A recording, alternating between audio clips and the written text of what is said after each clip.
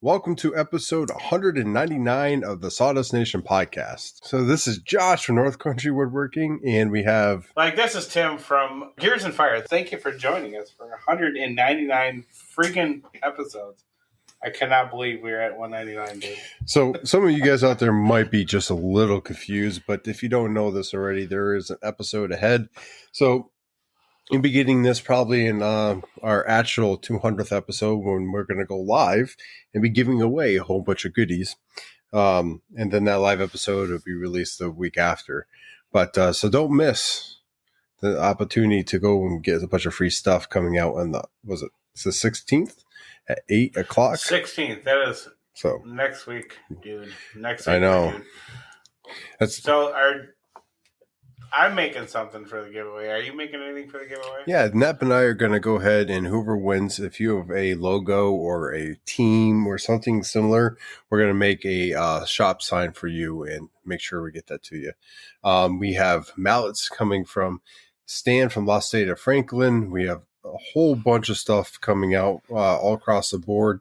I have a listing here on Sign Up Genius, and that link is in our link tree. So it's not too late to jump in on that and go ahead and sign up for the giveaway. I will be making one of my round cribbage boards in this kind of like the same fashion. Like if you have a business logo, I'm going to go ahead and throw your logo in the middle of that guy. Now, it's not just any cribbage board. Like on the bottom, it's got like a card pocket. It's got a magnet in there to hold the pegs. It is a nice looking board, if I do say so myself.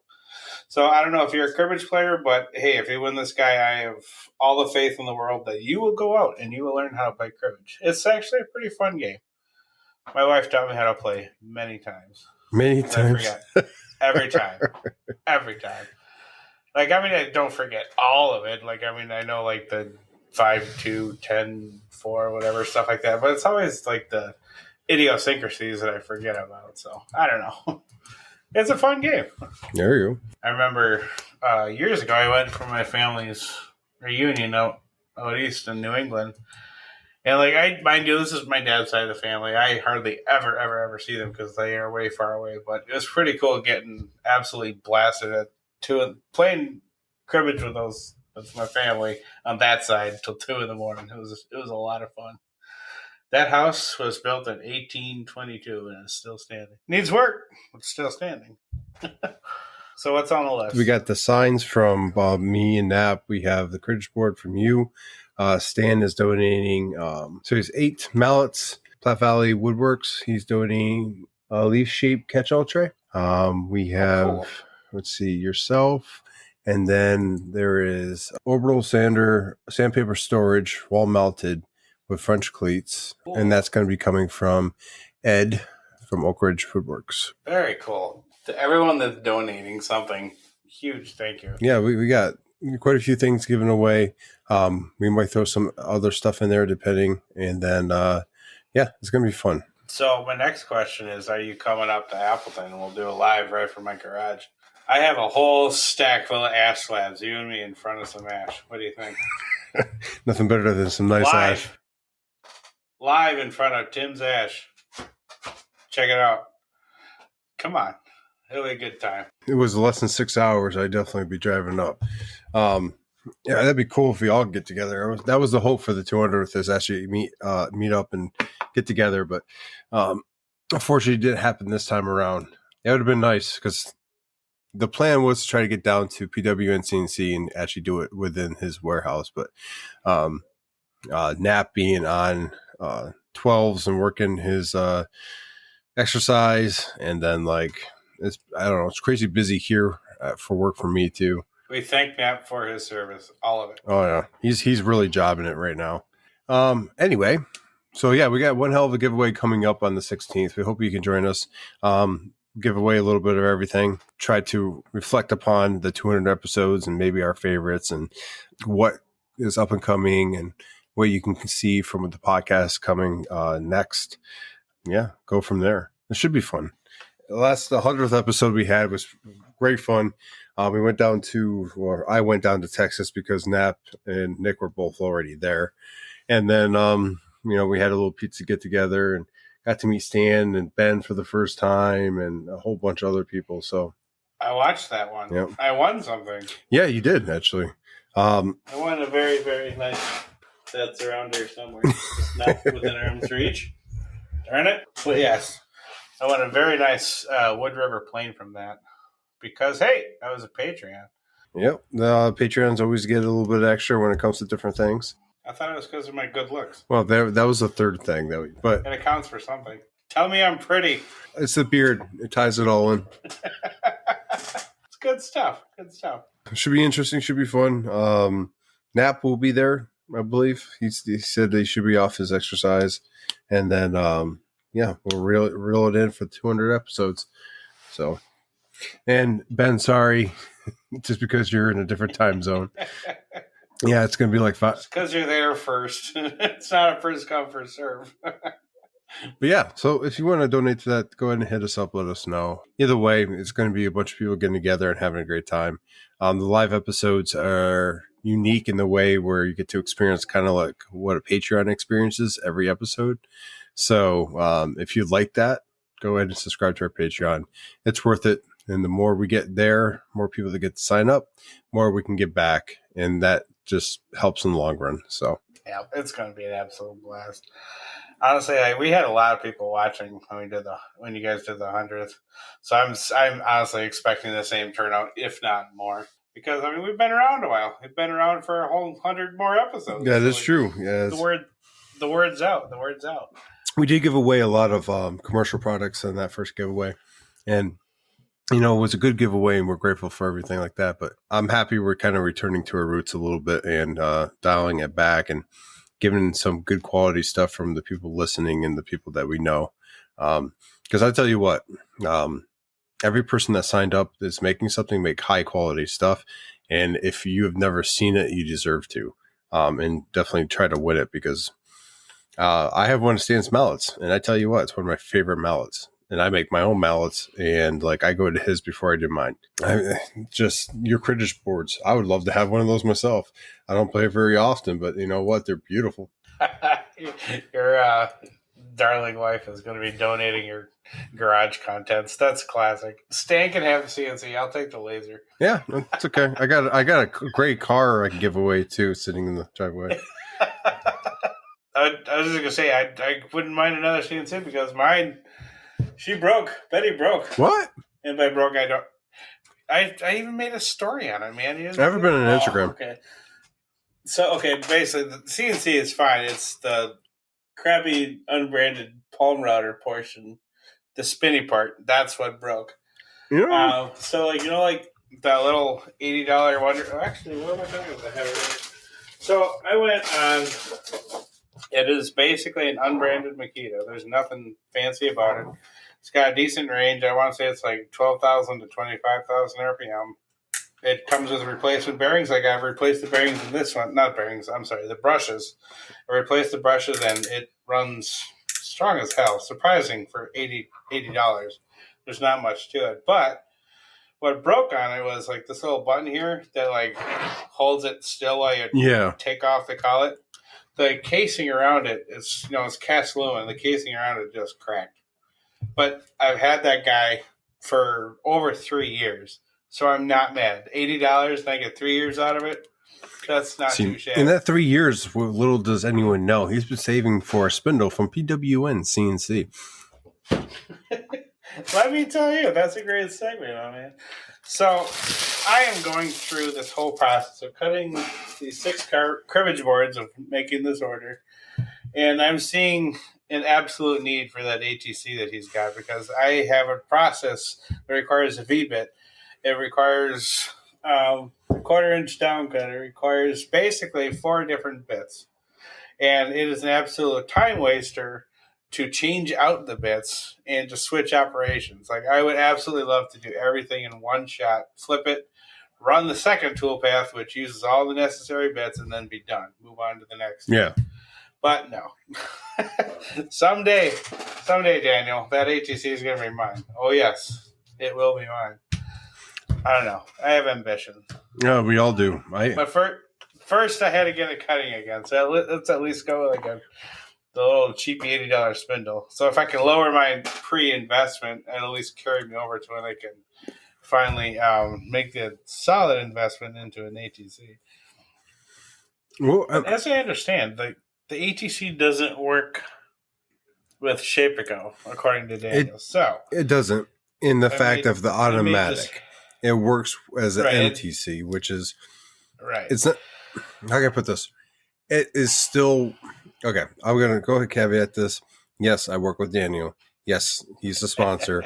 But regardless of that stature, I will say the MTC is still worth having. The time savings and the frustration of having to change out a bit, and your Z doesn't change or it gets automatically adjusted for. There's so many benefits Right. for it that like it's worth it. Okay, so like it's just because you don't have it doing it automatically doesn't take away from all the functionality that it does do. I don't know. Yeah, it's the downtime in between processes. I absolutely get that. Even if I did have the MTC, if all I had to do was load a new program, swap the bit, and then hit start, I would be golden. Swap them in the bit. He has two ways you could do it. I mean, you do it with a button, which is, and that's it. And then you do it again for the new tool. Foot pedal, isn't it? And you have a foot pedal that you can get, and eventually. So I mean, like you can do either or. It's I don't know. It's a dream come true for CNC owners. It's just you can't have like X car because it's just too heavy. Okay. That's the only reason I don't have it on mine. So I'm waiting for that thing to die. Might do a 3D car for a long one, see how that happens. But do it. Oh look, Ben, I heard it fried. I heard he has like crazy like shallow step overs that would like chew up all the remaining life get in your spindle. Well, I mean the spindle's working fine. I don't think I could ever kill that thing. It's not. I would have to. Oh. It's this belts and everything else in the stepper motors that would burn up. Because with mine, if I do a 3D carve, I have to do it pretty slow because I start losing steps in the up direction when I do mine. It's weird. Yeah, it's air carve toward the end. You just need to like just put some gas in that guy and put her in the driveway. Yeah. Just saying. Find that excuse. Ben's like, I got a file for you. On the 200th episode of Sawdust Nation podcast, Josh burned up his entire CNC. We'll do it live. Send it. CNC in the driveway. Throw some gas on it. I would like to give it away, actually. Light it. If I ever do get a new one, I will give that one away to someone on the podcast. There's nothing wrong with it whatsoever, but it's definitely worth passing on to someone that doesn't have one. So we'll see how that plays out. I like the idea of donating tools. I mean, don't get me wrong. It's nice to get like a little money back, but like if something truly has miles on it and it's still safe, I still believe it's worth. Oh yeah, I have tons donating of that to somebody. Invest in the karma bank. Give it to somebody else that can genuinely use it. Like I have a family friend that's suffering from dementia, and his wife is saying he hasn't been in the shop for a long time. There is a very old planer. No, I'm sorry, in a very old jointer. You're more than welcome to it, but it does take some tuning. So, I mean, I'm not entirely sure the condition of this, but it's one of those pass it on type things. Yeah. So I'll go down, take a look at it, see if it's worth. But if it is worth reconditioning, I'm absolutely going to donate that to somebody as long as I feel that it's safe. The right tool at the right time in someone's life can change their life in many different ways. It could change, their business model. It can change their hobby into a business. It can literally change their outlook on life. Because, sometimes something as simple as giving something away that someone might need might make or break their entire year. So that's one of the reasons I like giving away the stuff we do give away in the podcast. We can't be giving away OMTech Laser, unfortunately. I wish we could. I wish we can be giving away entire CNC and all that. But like the stuff we do give away, I'm really hoping that it actually affects someone's, shop life in such a way, they can look at it and be like, damn, that made a change for me. So, yeah, I'll be giving away that CNC eventually. Very nice. Because you gotta have like a makerspace in your area somewhere, right? Yeah. I Nah. mean, if you give it away local. So on that, so magnets on your truck do work. I will say that. So on my job, I work at the wing, which is the head of the base, and right next to our building is where like all the officers are, which colonels and the higher ups and whatnot. And when they drive by once in a while, uh, I'll be out there going to my truck, and they'll stop by. They're like, "Hey, is that your truck?" I'm like, "Yeah." And one of them stopped by, and they are big into woodworking, but their garage doesn't really have power, so they're having extension cords or a generator. They can only run one tool at a time. And some bases, some military bases, have a workshop on base where people can go and actually learn and you develop skills and stuff. But Nice. unfortunately, COVID and other, some of these programs sometimes shut down.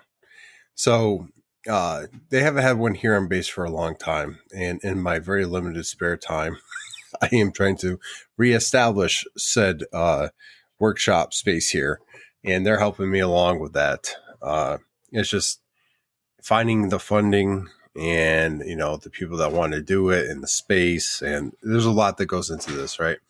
And being on top of that, the military is very careful about introducing things that are unsafe, which is partly my job.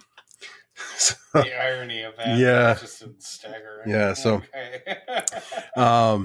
so yeah, there's a lot that needs to go into that, and it's kind of early to even talk about, to be honest with you. But I'm hoping in my time here I can set that up. I have some top cover, communication with that, and then it's just a matter of finding the space, finding the money, finding the people that want to volunteer, the right people to volunteer, the waiver that people need to sign so when they, get injured. The military base makerspace sounds really cool. It would be, because you know what?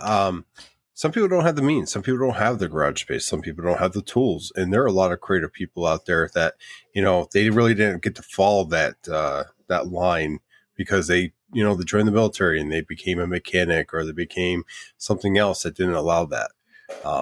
So opening up that, providing some classes and stuff like that really is going to be pretty cool. And it kind of leads into, things I like to do later in life. I'd love to have a space where it's just a huge shop, so I can do my own stuff.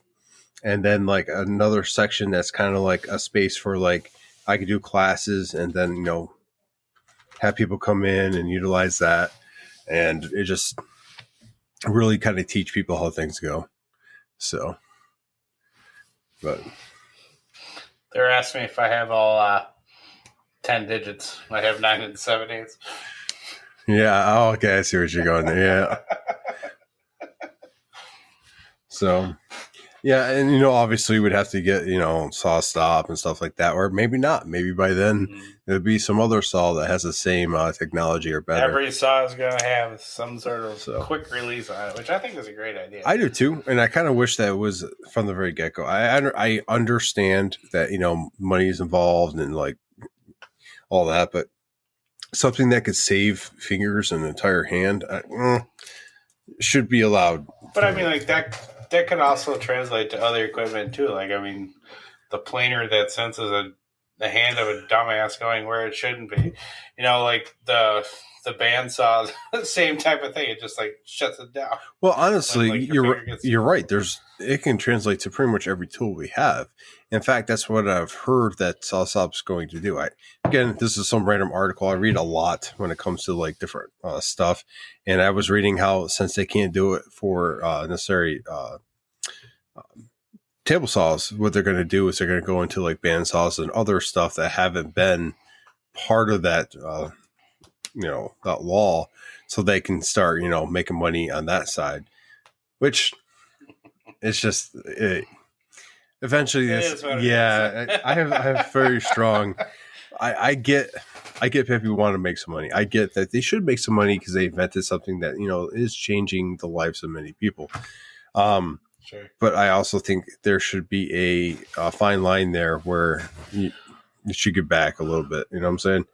So, yep. I mean, it's also a slippery slope too. Pretty soon they're going to require every tool known to man to have some sort of stop device. Like imagine running a cordless drill and you get a little too close to your thumb. I want to and it hit stops this spinning. nail in the head real quick to finish it off.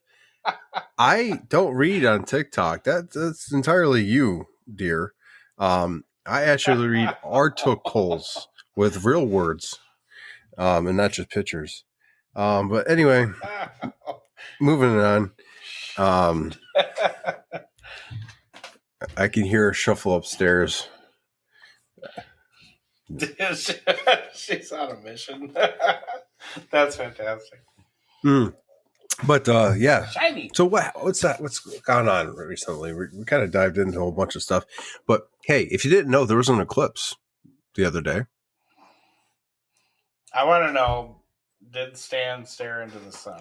Oh, you know, he's not typing right now. It's his wife. I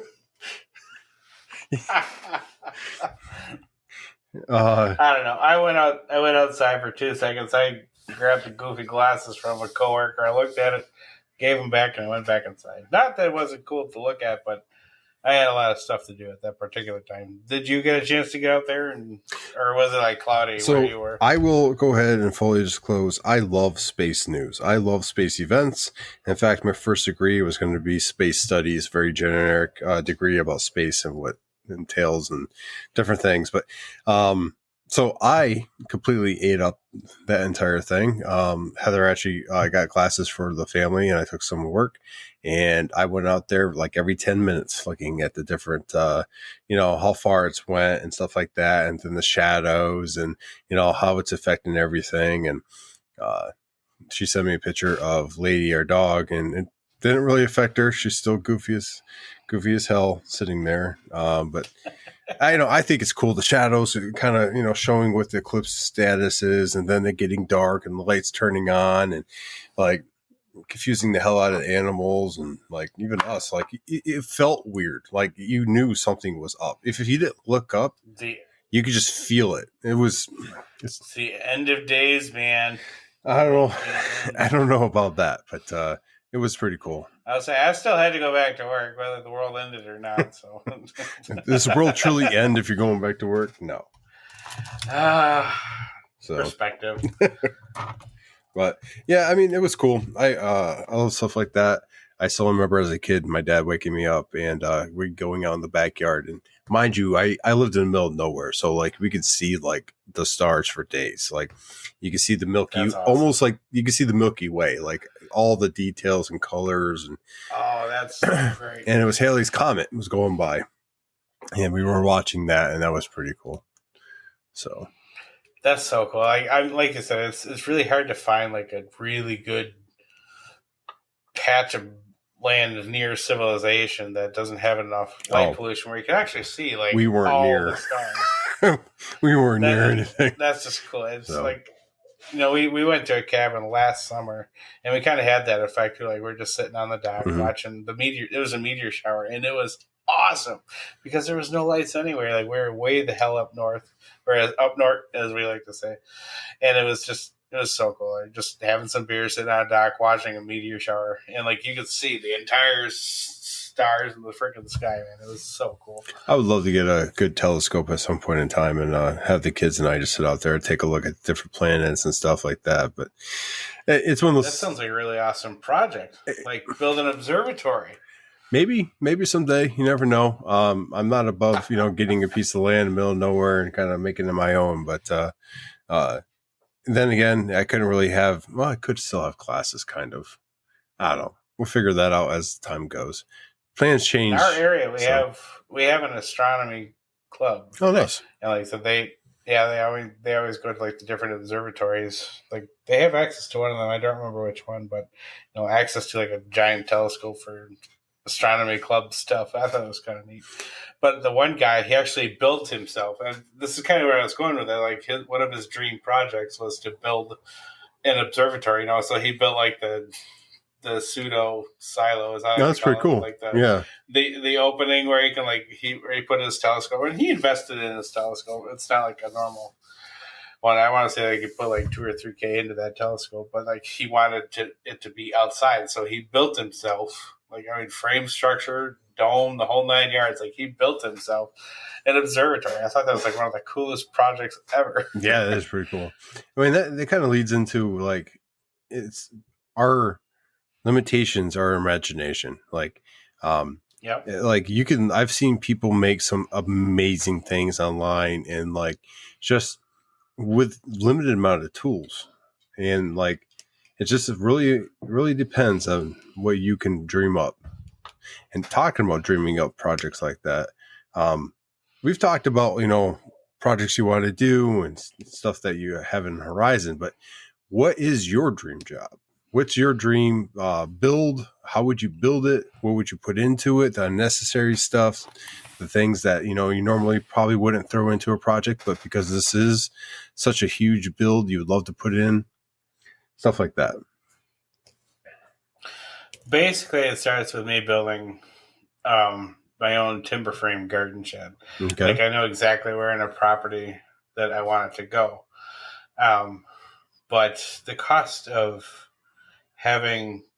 buying timbers specifically for framing is almost cost prohibitive. So like I remember going to my lumber mill guy, and I'm seeing like I saw another guy buy timber from him. It's like, is that the average cost for about that amount of timber? He said, yeah. So like what I'm planning is much more substantial. Like I don't want to spend $30,000 or whatever in timber just for a shed. So like, Yeah. I couldn't understand why it was so expensive, and then I realized he's charging per board feet, even if it was just pine. He's charging per board feet of pine. What I want to do is just buy the log and then have him cut some squares, and then that's it. Yeah. He only charges like $100 an hour for milling. Like I don't want to pay for the board feet. I want to pay for the process. That's it. So like I have like all this time that I spent, researching how to do timber framing myself. It's like it's not, the dream isn't killed, not by a long shot.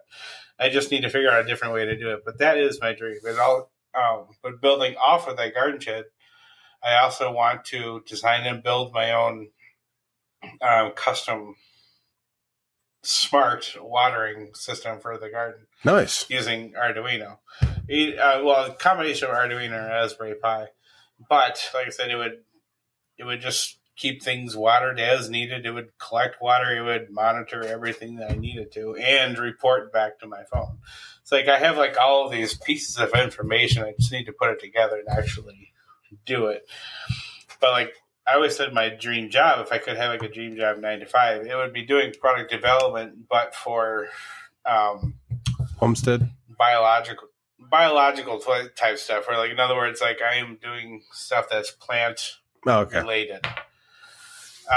So like anything to kind of support people growing stuff. That to me, like that's what puts a fire in my heart.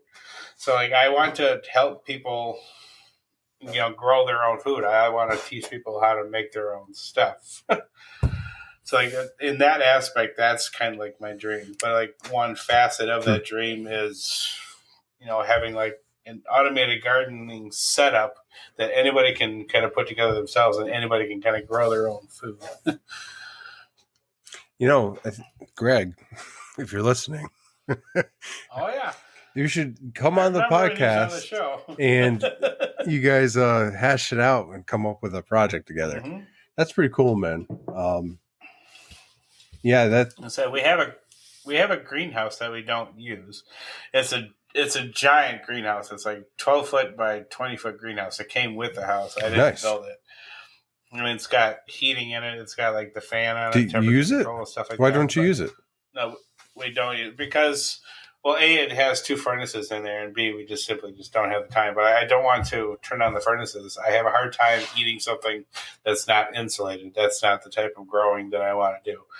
And for all those of you wondering, hey, that guy's got long hair. What does he want to grow? Wink, wink. No, that's not what I'm interested in. That's not. I wasn't even thinking that. Some people do. I'm just clearing the air. So, like, I did. We occasionally do some starters. Like, we start our seedlings in there, but like we have to really monitor it because like the temperature sensor in there isn't that great. Okay. And so it can sometimes get like a little too hot, that type of thing. Plus, on is like connected to our house, and like on the portion that's connected to our house in that area, like where all the gravel is, it's like all upheaved because our woodchuck Carl likes to bring himself and his family, and he lives in there every summer. We see Carl and his family coming in and out of that greenhouse, so we just kind of left. We just kind of leave him alone. So you have a woodchuck named Carl, and this is the first time I'm hearing Yep. about it on the podcast. Yep. That could be like our animal there. Carl has lived with us since we bought the house. Like we see him every year, whether it's the same Carl or not. I don't care. All the woodchucks are named Carl. That's awesome, man. So is there anything in particular that when you were building all this that you would want to use, like joinery or anything that necessarily might not have to be used, but it just needs to be put in because it's your special project? Basically, just figuring out the mortise and tenon and the right lengths and the right thicknesses of the timber frame. Now at Baker Camp, every year they do a timber frame something. I think this year they built like a little entryway or something like that. But they also have what's called like the timber inn, where like for a weekend or a week or something like that, you go down there and again they build something new, but it's all timber frame. I'm the type of learner that I need to actually do the action in order to really learn it. So like you can tell me how to do timber framing and it's in one ear and out the other.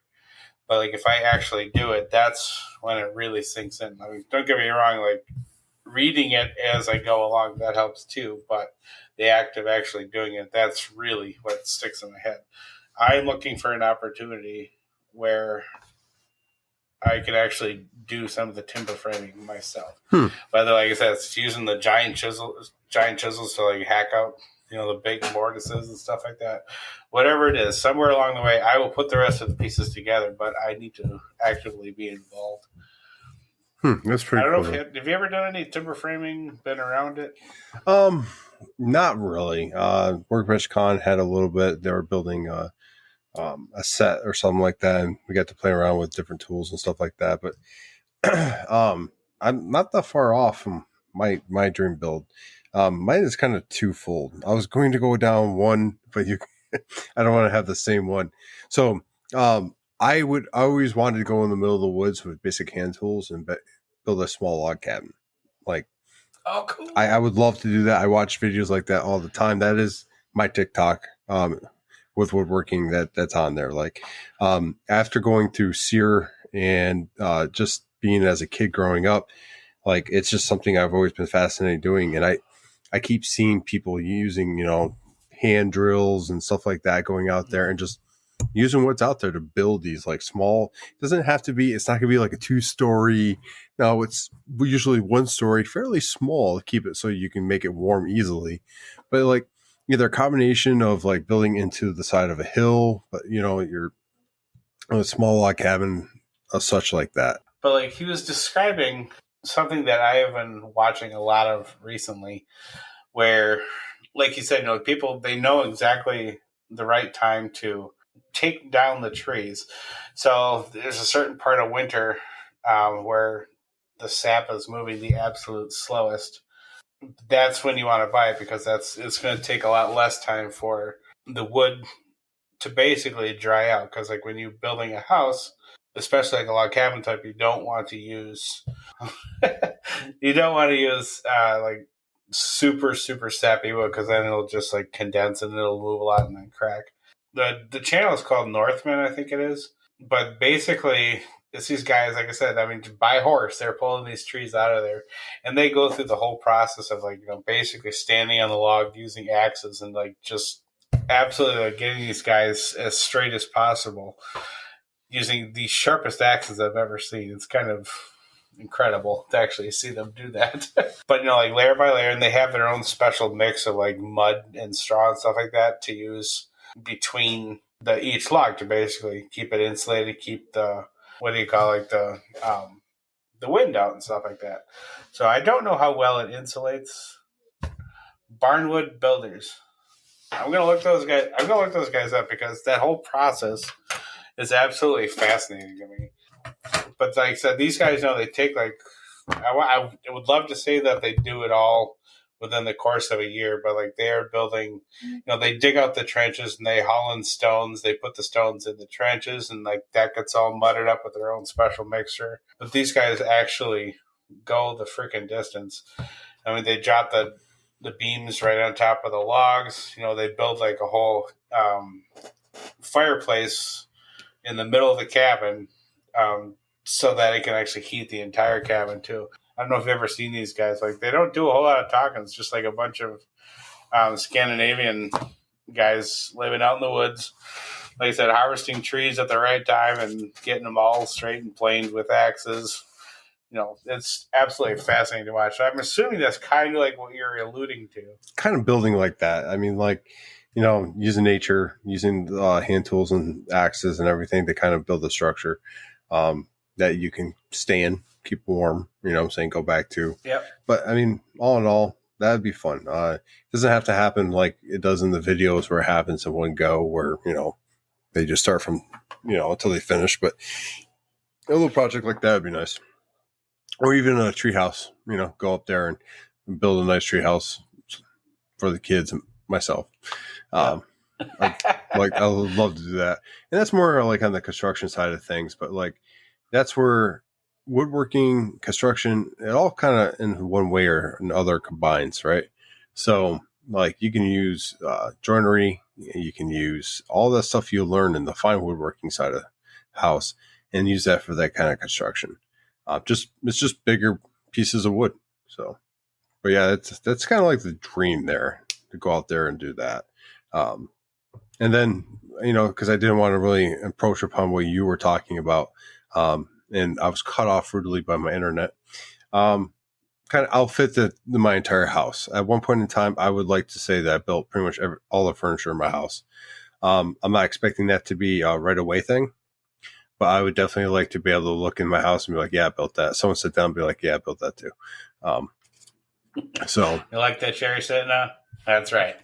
Yeah. Like if I'm on a property, I would have a sauna and the whole 9 yards I would have built already. Like I have plans upon plans of things I would love to do once I have my own property and kind of can set things up the way I want. So yeah, that's kind of like my dream. You don't have plans. That's when you don't have plans. That's when we need an intervention. Yeah. We all have those things we would like to get done and build and whatnot. And like, I think if I move into a property, the things that I need to build, obviously I'll have to build and get done. But like a sauna's up there as well. I love to do a traditional sauna outside. Be cold like as hell. Cedar walls, the whole 9 yards, hot rocks. Yeah. Yeah. I don't like saunas. Seriously? I like humid. I don't like humid. So I'm in one way or another. I'm weird when it comes to that because like I was in Okinawa for my first duty station and it's humid there. Like it's hot humid. And like I did not mind it. I'd rather have hot humid than dry heat any day of the week. I've deployed enough times where it's like you heat your stove up to like 500 degrees and then you open it when it's up to temperature and that gush of hot air hitting your face, that's like opening the door when you're deployed. Like that's constant. And I'd rather have the humid heat. I can live in humid heat and be okay with that. Not a lot of people like that, but it's okay. So I don't know, but I think even like just creating like a sauna to begin with, that'd be a pretty cool project because like you got to put consideration into that. How do you build a space that's outside that's supposed to trap and keep humidity without like getting all rotten and stuff? The first step is get a lot of cedar, right? Yeah, cedar, something that could hold that kind of temperature and humidity well. It's just one of those, I can put niceties. I am one of those people that when I retire and I get my own property, I want some of these niceties that I can go out and just enjoy that I haven't been able to do. Like, I'd love to have a nice garden. I can't wait to have a nice garden where I can go out there and I can have a small one here. I'm not saying I can't, but I'm talking about like go all out, have tomatoes, corn, you name it, all the great stuff, watermelon, pumpkins, and that's how I grew up. My parents Yep, have same here. like I don't know, 1, 2, 3, 4 gardens, like My dad always had a giant garden every year. so. We Yeah, I always mean, used to eat all the cherry tomatoes and a lot of the beans, and then when we come inside, we weren't hungry for supper. My mom always got mad. I mean, eating fresh veggies and fruits, it's just simple things like you just take cucumbers and tomatoes and just chop them up and put a little bit of oil and balsamic vinegar in there, and that's a meal. Like it's fresh and not So, like, woodworking related, but come end of summer, end of fall, you guys usually picked everything, right? I'm mm-hmm. assuming you canned a lot. Did you Oh store yeah, any of it? Store any of it in like a root cellar? yeah. So it's not a traditional root cellar at the house, but like it is a cellar nonetheless. It kind of stays the same temperature. You know what I'm saying? Like, Because we have but that here. We have storm doors, right? mm-hmm. Right over there, we got storm doors, but like we don't ever use it. So I'm actually thinking about like taking out the stairs that's in there and actually turning that little area because it's all like poured concrete, turning that into just like cheap wood, turning that into a root Yeah, cellar. Like honestly, it's it's it's worth the it, man. perfect temperature. Because I like think if you I'm think gonna do about that. it, uh, canned goods is great. I mean, like you could always go back and man, some of these recipes and stuff. Woo. So Yeah, we always had I can lots of build cans that of teak stuff. as long as you're paying for a stand. I'll build it with a ebony. I don't care. He'll do it on site for you too. That's what I heard. I'm worried about the one comment that Stan put in here. He goes, "Nightstands, Josh, nightstands," and I'm trying to understand why he put that up there. How many nightstands? Is it just Nice. one nightstand? So yeah, Heather put a comment up there. Yeah, we've been using totes for our nightstand since we moved here. Because what I'm going to do for the nightstands here in the house is going to be basically an epoxy top, kind of like I did with the table that's in the corner, and have some Right. moss and stuff like that. And I bought a mold from Empire Molds, and it's a 4 foot by 2 foot section. And I have the wood. I just have to buy the epoxy. And the epoxy is expensive. I'm just going to throw it out Yes, there. it is. So for the stuff I want to do and for the looks I want to get, it's just one of those things where I got to wait for the right time to purchase epoxy so I can move forward with that. So, Is that like a wait till Total Bowl goes on sale type thing? we'll see. I don't know. Maybe I'll partner with them and try to see if they'll help me along. But, I mean, it's one of those things where it's going to take quite a bit of epoxy for what I do, but it's going to make 2 nightstands and a headboard for my bed. So Okay. it's going to be worth the investment. It's just sitting down and putting that aside. But Takes some time. it does. I mean, the stuff that I use for that table, let me tell you, that cookie that I did and use that oak, was it oak? No, maple. It was maple. It was sitting for like 3-4 years drying out. And I think it was sitting for a little bit longer than that when I first got it. So it soaked up epoxy like it was water, man. Like it was just Full of holes. yeah. I mean, like I poured and I knew it was going to do it. So I brushed epoxy, deep penetrating epoxy on it. Did that a couple of times to try to help with that.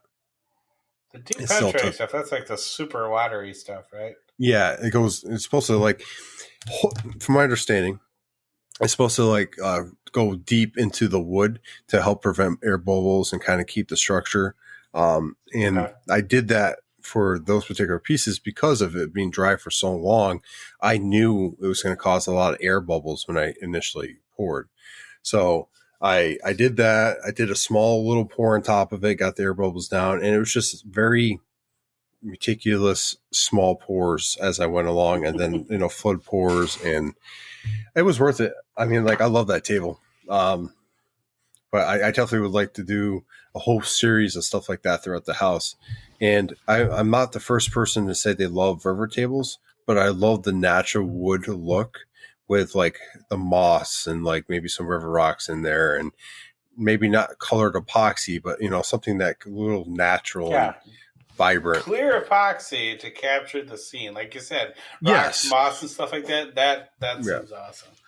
But yeah, I mean, So everybody says, "Oh man, river tables are so overdone." Like, have you ever done one? Have you ever done one? No, you haven't. Yes, you see a lot of them out there, but think about it. Like maybe you saw 17 videos. That doesn't mean it's a lot. So yep. go ahead and do it. That's my advice to you. Go ahead and do it because they do look fantastic if done right. You know what I mean? Oh, But absolutely. I then mean, like, take the next step further and actually do the waterfall where you have like the epoxy thing, but like you cut like the 45 miter and you have it like come down to so it looks like a so waterfall. yeah, that might be like a coffee table or something. This house isn't really structured in a way where it's it doesn't open up for a coffee table. It's just with the furniture we currently Okay. have and stuff like that, it just doesn't make sense. Especially it takes away room for the kids and stuff to play. Yeah. But I That's why mean, we like, don't have a coffee table in our living room. We have one yeah. in our fancy great room, not the living room, because we need room for the little ones to be little ones. Well, that's it too. I mean, you got to keep that in mind. Like, this is temporary. Everything around me right now is not going to be No. where I finally end up. So, like, building a one thing here or another thing here is great. Um, that coffee table, that corner table, I'll probably end up keeping that, and that's going to stay with me forever. I'll build another piece of furniture or two while I'm here, and then when I go and finally move into my forever home, I can start really dedicating and operating in that space. Um, I really wish I could think of the maker that's coming to mind. We've had him on the podcast. I just can't remember his name right now. But he's done a very fantastic job about creating a space for himself. He recently just built his own shop. He's a architect, and I'm going to hate myself for not remembering his name off the top of my head. But anyway, very artistic stuff, very like earthy stuff. And all of his content is like that. So eventually I like to get down to that, but concentrating on other stuff right now. So You have a lot of stuff on your plate. Speaking of, what is on your plate? What are you oh, working on right now? right now, Right now? boxes are finally out of the workshop. They were delivered. The client loved them, to the Nice. extent of saying how she likes to brag about the stuff I do online. So I thanked her. I just got in a box of stuff for a shadow box, that round shadow box I've been talking about. Yep. I got to go ahead and do that clock or the clock projects. They're asking about those. I have a plaque going out to the military working dogs in, I believe, Ellsworth, South Dakota. Did projects for him when he was in McGuire. Did his going away project, and he reached out to me again. He's like, I really like your stuff, and I'm like, great, we'll work with you. And he ordered a project for me. Very cool. The mallet left, and let's see what else we got. Oh, I have 18 by 18 flag that has it's for a medical. Yeah, it's pretty sizable. It's for a medical military member, so it's going to have like lungs and heart, and then a part of it, and then one part is going to be a vectorized challenge coin, both sides, a patch, and then a KC 135 and a plaque. So it's, how can I put this?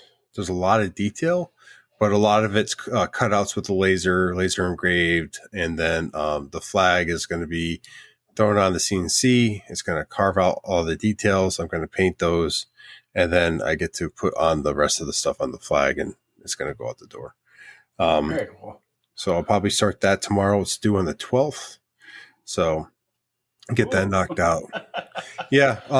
Well, it's been busy. So, and I finally got payment, and I finally got all the details. I sent a mock up to him, and I got a reply of, sir, this is not correct. And I had to go and do that up. So, Oh no. I missed the plane, and I put the sometimes I'm giving creative liberty and sometimes I'm not. Apparently I was not giving any creative liberty in this one. So I Can't had just go to, around picking plane numbers willy nilly. Come on. well, I didn't put the plane on there because long story short, it was like secondhand communication. So it was hard to get. So, Fair enough. um, but yeah, man, that's kind of what's going on in the shop. I have enough to keep me busy and to make me happy, and try to get knocked out in a timely manner. What's going on in your shop? Well, like I said, I would have been done with these cribbage boards if Betty's heart hadn't like given up the ghost, so to speak. Technically, it's still good. I just have to use 2 wrenches to take the thing out instead of just the one. I'm not really complaining anymore. I'm done. Anyway, so I'm going to get back on those guys. But like I said, the initial process of like creating what I call like the pocket side pass, Yeah. that went without a hitch. Couple learnings in that one. I do, like I said, the lumber that I got was not the best maple, but it was good enough. I could get some sections out of it. So I had to spend a little bit of time, cutting those 12-inch sections, usable sections out of that. And then, it's not the straightest either, but like for the sake of these cribbage boards, it doesn't have to be super straight. In other words, I didn't have to run it through the planer, but I probably should have. So I'm already starting to think of like a different, or I'm basically going to build a sled for my planer. Yeah. Just because like I don't have a joiner and I don't want to buy a giant joiner because I suppose it's only 5 inches. So a 6-inch joiner could have worked fine, but I digress. I would rather just build a sled for my planer, and then send them through on that, just to make sure that when I throw them down on my spoil board, it's going to be flat and I don't have to think about it. I can just set my zero and go. But the process of that, like once I had my tool path all figured out, it was as easy as just taking out one, putting in the next one. Because I also created new holding blocks too. I created enough blocks where I could do 6 at a time. Okay. But for the sake of this build, like I said, I'm still using just one station to cut them all. But it's just a wedge. It's not a cam system. So like the bottom of each, I should say the bottom and top is just these guys, where it's just a wedge like that, Mm-hmm.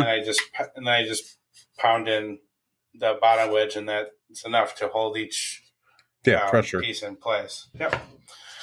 So like I said, I used that for the single station just to kind of test it out, vet it out, and it worked out pretty good. Like I mean, it's not moving, it's not going anywhere.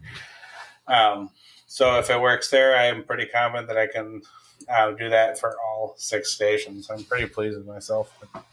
I thought it was going to take longer, but I think I got pretty lucky with my design. So now the next step is like once I'm ready to do the other side though, where it has like the filigree and stuff like that. It's got like this little carve out and stuff like that. So like, yeah, I have to. That's where I'm using the Aura mask. I'm gonna then. I think it was your tip that said use a hair dryer to make sure like it sticks down, nice and flat. And then I think I'm going to slow down my V-bit path too, because like I want to make absolutely sure that when I try and like scrape out any like little dust that didn't get cut. Yeah. If you have any recommendations for that, like I actually do. What kind of V-bit are you using right now? The Downtown Jenny from Cadence. This guy. Okay, there was my suggestion. Yep, it's a great bit, but I have a feeling like the first couple times I cut this. Now, granted, this is it's treated pine. It wasn't my intended. But the one that I did cut it when it was maple, it was still kind of fuzzy on the inside. So I have a feeling I'm just going a little too fast. But yeah, that might be the case. Going a little too fast, you might have to adjust some speeds. But once you find those speeds and feeds, you'd be golden because that bit alone, I mean, like it prevents so much extra work. So it really does. Like I mean, from the few times I've used it when I wasn't in a rush, it was absolute gold. Like I had no complaints at all. But like I said, because I'm trying to get to the point where I can do 6 stations at one each tool path, that time adds up. So if I can get it from 12 minutes to 10 minutes, that's great. But if obviously that's Yeah, not that going to makes work, sense. if I'm re-spending that time trying to clean out the stuff Did I lose you again? in the tool path. So that's just more trial and error as I go along. It's part of the process. But outside of the cribbage It's a fun boards, process though. yeah, it really is. And like I enjoy the process 100%. I'm a product developer, and that's part of the process is like trying to figure out what works, what doesn't, what sells, what's not going to sell. Um, but like I said, the other part of it was I was just making better work holding solutions for my spoil board Mhm. because I use the 2x2 threaded insert from the bottom spoil board setup, and that I absolutely love it. Like the original CNC I had that I was borrowing from a friend had the T tracks. I didn't really like that at all. I really prefer being able to bolt whatever I need wherever I need. I feel it's a lot more secure. I don't know about you. Like I don't know what you use on yours, but I highly recommend using the T nuts from the bottom on a 2x2. So I've done the T-nuts. I've done quite a different ways in the recent and now, I guess recent now, but in the past and right now I've been using pin nails, but I'm starting to get irritated with those a little bit. I know they have a pin nail out there that's like plastic, but you have to buy it. Everything is like $300, and it's just don't really want to deal with that. Yeah, I saw that. There's a PVC file out there right now that people have been using. I think NAP's utilizing it too, where you can go ahead and almost do the same thing where PVC holes cut out throughout the bed, and then you put down the pegs, and then you can kind of pressure fit everything into place, keeping everything straight to the machine. I kind of like that because I can remove those too, and then they kind of go where I want them, and you can use the wedge system with that. So I think So I'm gonna it go. is something similar to that. Like in other words, I made obviously it's just a quarter 20 bolt. Yeah, And yeah, it's just a 2-inch circle, and I put them around like where I need them to. But the problem that I had with these, I've actually made 3 of them. But the problem that I had with these is like, this is bolted to a spot that can almost move around, even though it's a little bit, it can still kind of move around. And this can move around, and the one over here can move around. So when I clamp it down against these 2 stops, one side could be slightly lower than the other. In the on the front, it doesn't seem like a lot, but like when you're trying to do yeah. certain cuts where you need perpendicularity, that little bit that's gonna affect a lot. So if you look at this guy, this is overkill. I mean, but it matches the same grid that I have on there. I put in Yeah. a bolt for every single one. Again, I'm not afraid that it's going to pop off. I just don't want this thing to move at all. So like I know that this grid pattern here is absolutely parallel with the gantry of the CNC. So when I clamp this down, I know that this surface is parallel to the gantry of the CNC. So I mean, there's lessons learned with both of these. So you got to realize that my the bed of the CNC and the CNC, my last location was next to the garage door. So like all that humidity, rain, all that stuff would mess with the bed. Yes, and warp it. Yeah. In fact, I have a video or a picture out there of me taking it off, and it literally cupped. Like it Oh, was being held down, but it cupped. yeah. So I was having a lot of issues with beds and stuff like that, and it's not perfectly level here. I could use a little more work, but it's now located in the back of the shop, away from all that. And like I was having to make beds, and I was putting in those T-nuts and all that stuff in there, and it just became just long, drawn out process. So I was looking for something that was faster. So putting on a couple of pieces of MDF and then using pin nails worked, and still works. But I don't know. I'll figure out a process that works for me eventually. The CNC is not going to be there forever, so I don't want to get too invested in doing something completely new. But Right. it's I'm And crutching it that's along with this thing. So, jumping to that point too. It is we're just doing wood projects. Like we're not doing like super point zero but that's zero the zero zero engineer. zero 0.05. I know. I'm just saying. I'm not saying lower. I'm not saying lower your expectations. I'm saying lower your expectations. It's They're just pretty accurate machines. I mean, like they are. for what they are. I mean, for wood machines, they're pretty accurate. So. I don't know, man. Like I know what I want to do with the next generation of whatever I get. As far as bed goes, I want to invest in like a better type of bolt down system that can withstand a little wear and tear and, to your point, a little bit of warping if that happens. But if Mm-hmm. I do it right, it won't work. That's a tall statement, but that's where I want to get to. Because I even thought about like, okay, well, if this bed is like all wonky, right? If I just put down like a big sheet of plywood and I cut out the pockets, 6 pockets to hold all 6 boards, I know that all those pockets are going to be at the same level. Mm-hmm. That's it's a workaround. It's a pain in the butt, but it is a workaround. We'll see if I go in that direction. Yeah, there's 1,000 different ways to go about it, and like I'm sure you will probably get some suggestions on here about different beds and stuff. I've seen people use plywood for the base of their CNC, and then they go ahead and put MDF on top.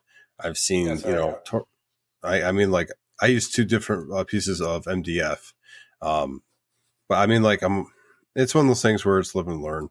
I haven't been doing anything I do a lot of cutouts. Let's just be honest.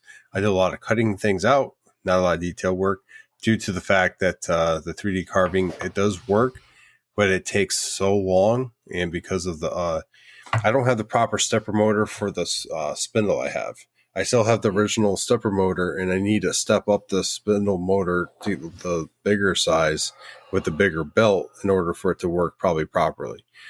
So kind of my own fault there. But that entire upgrade, I just, again, I foresee myself getting a new machine eventually, and I don't want to invest into an upgrade that is not needed, and it's just go down an entire rabbit hole there.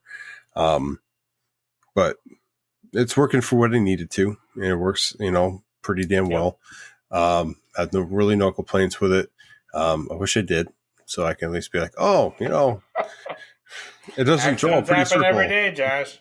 Accidents happen every day. Yeah, but I'm at the point now with this machine, like there's very few things that it could break, and I have not fixed already. Yeah, I think we should put a bow on this one, and prep for the next episode because it's going to be a big one. 200th episode, amazing giveaway.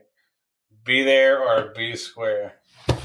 It's going to be a good time, folks. I'd like to thank the Patreons that joined us tonight. I mean, Stan and Ben, you guys were amazing. Always keeping us entertained. All the Patreons that listen, we appreciate each and every single one. Absolutely. I honestly couldn't do it without them and everyone listening. So if you're listening, take a couple minutes on the 16th, show up to the live. You might win something. You might not. At minimum, you might get a good laugh out of it. It's going to be fully unrated. It's going to be the Sawdust Issue podcast crew talking about everything like we normally do. I mean, hell, we talked about building log cabins in the woods. We talked about building a shed and watering systems. I mean, we were all over in this. We talked about looking at the stars, man. Yeah, we did. End of the world. So you never know what's going to pop up. I think that it's pretty much the same message I say to everyone. If you already know everything, you're not going to learn anything. It's a big deal to actually shut your mouth and listen to the perspective of somebody else, because even if you know it, you're going to find a different perspective. So be quiet, listen, learn. It's all good. Good advice. Like always, hopefully you get in your shop, you get to make something, make some sawdust, get that creative side flowing, make something that will last a generation or two. So with that, get in your shop, make some sawdust, and Sawdust Nation podcast out.